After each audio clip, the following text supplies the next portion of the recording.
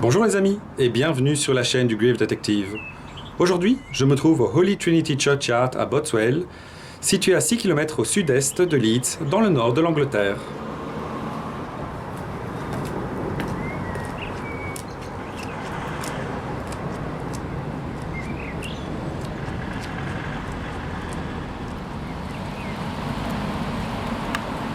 La tombe qui nous intéresse aujourd'hui est celle de John Blenkinsop.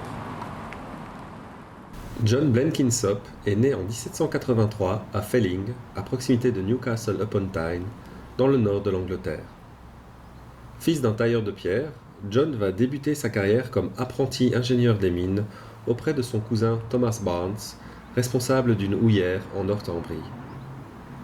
En 1808, John commença à travailler pour Charles John Brandling, un aristocrate du nord de l'Angleterre qui possédait plusieurs houillères, notamment à Middleton, à proximité de Leeds.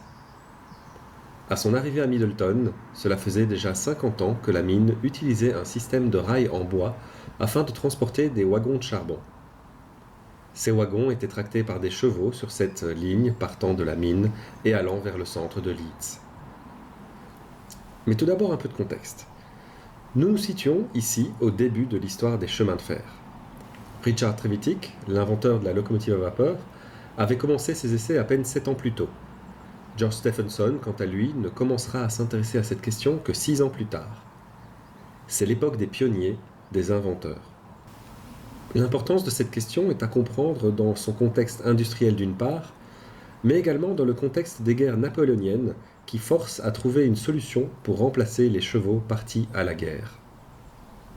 Le problème principal auquel font face ces pionniers est la question de l'adhérence de la locomotive à la voie. Les premiers rails en bois ne supportent que difficilement des locomotives de plusieurs tonnes. Les rails en bois recouverts de fonte vont offrir certains avantages, mais cassent facilement. Il est donc nécessaire de recourir à des rails entièrement en fer. La ligne de Middleton posa ses premiers rails en fer de la sorte dès 1799-1799. Afin d'augmenter l'adhérence, John Blenkinsop eut l'idée, en 1811, d'intégrer un système de pignons et de crémaillère sur ses premiers dessins de locomotive. Il déposa son brevet le 10 avril 1811. L'année suivante, la locomotive Salamanca vit ainsi le jour, suivie de près par une autre locomotive, la Prince Regent. Ces deux locomotives entrèrent en service le 24 juin 1812. Elles pouvaient tracter des convois de 100 à 110 tonnes et atteindre des vitesses de 6-7 km/h. L'année suivante, 2 locomotives supplémentaires furent également construites. Cette solution de la crémaillère permit à Blenkinsop d'être reconnu comme l'inventeur de la première locomotive pratique, dans le sens apte à une exploitation commerciale, et par la même occasion également l'inventeur de la première locomotive à crémaillère. La mine accueillit dès lors de nombreux visiteurs venus constater l'utilisation de ces premières locomotives.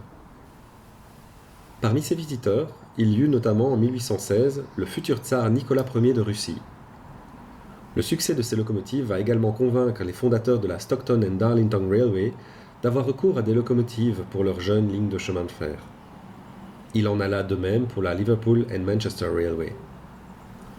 Enfin, ces locomotives vont également servir de modèle aux fonderies royales de Berlin, qui produiront ainsi les premières locomotives à vapeur de l'histoire de l'Allemagne, mais avec un succès technique moindre, ces machines allemandes étant utilisées en mode statique uniquement. Ce design particulier à crémaillère fut néanmoins abandonné quelques années plus tard, lorsque, dès 1820, les rails en fer forgé, plus solides, furent adoptés par différentes lignes de chemin de fer, et par George Stephenson en particulier. John Blenkinsop poursuivit sa carrière comme consultant auprès de différentes mines de la région. Le 26 mai 1813, John eut un fils, John Stanley, né à Felling lui aussi. John Blenkinsop mourut de la tuberculose à Leeds le 22 janvier 1831. Il avait 47 ans.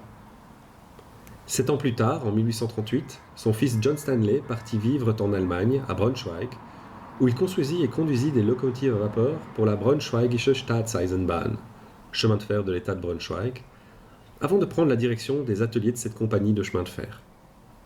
Il décéda à Braunschweig le 19 mai 1884. Pour revenir à l'histoire de la ligne de chemin de fer de Middleton, 2 éléments doivent encore être abordés.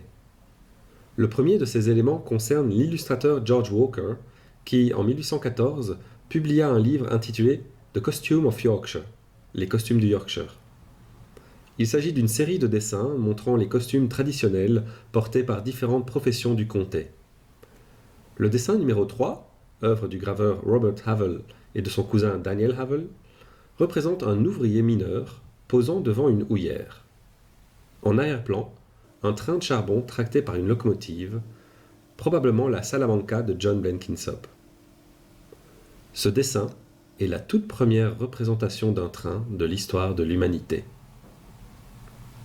Le second élément que je souhaite encore aborder concerne David Brooks. David Brooks était un charpentier, né en 1779, vraisemblablement à Thorpe, un village du Yorkshire.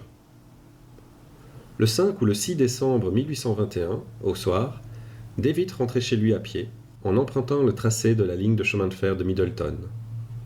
Il faisait noir, car la nuit tombe tôt en décembre, et une tempête de grêle limitait encore plus la visibilité. En raison du vent, David n'entendit pas un train s'approcher de lui. Il ne le vit pas non plus. Et le conducteur du train ne vit pas David. La locomotive percuta David et traîna son corps en dessous du convoi sur une centaine de mètres. David Brooks est la première personne à perdre la vie dans un accident de chemin de fer. Il avait 42 ans et avait une femme et 2 enfants, 2 filles. David fut enterré au cimetière Holy Trinity de Roswell, cimetière où John Blenkinsop, l'inventeur de la locomotive qui percuta David, sera lui-même enterré 10 ans plus tard. Et pour tout vous avouer, c'est en cherchant la tombe de David que j'ai découvert celle de John ainsi que son histoire. Mais malheureusement, je n'ai jamais trouvé la tombe de David Brooks. Malgré mes échanges avec quelques habitants de Roswell, malgré mes contacts avec la paroisse, malgré quelques questions posées au club d'amateurs d'histoire locale, je n'ai trouvé aucune réponse. La tombe a été photographiée il y a une quinzaine d'années. Mes constatations sur place et ce que j'ai pu lire sur certains forums internet me poussent à croire que la tombe a été depuis lors enlevée pour laisser la place à une pelouse. Mais ce n'est qu'une supposition.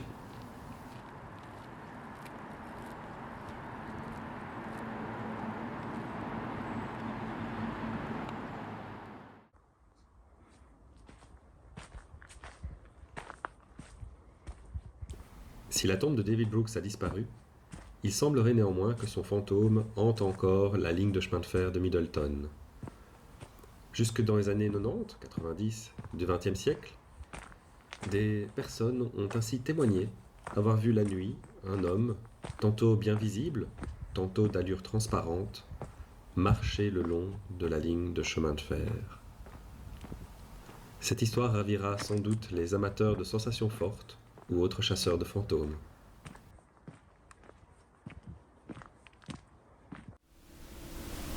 La ligne de chemin de fer de Middleton existe toujours partiellement et est exploitée par un chemin de fer touristique nommé Middleton Railway. Cette ligne de chemin de fer est la plus ancienne ligne de chemin de fer au monde à être encore en activité. Les amis, merci d'avoir regardé cette vidéo, j'espère qu'elle vous a plu et j'espère vous revoir bientôt pour une autre vidéo. Au revoir.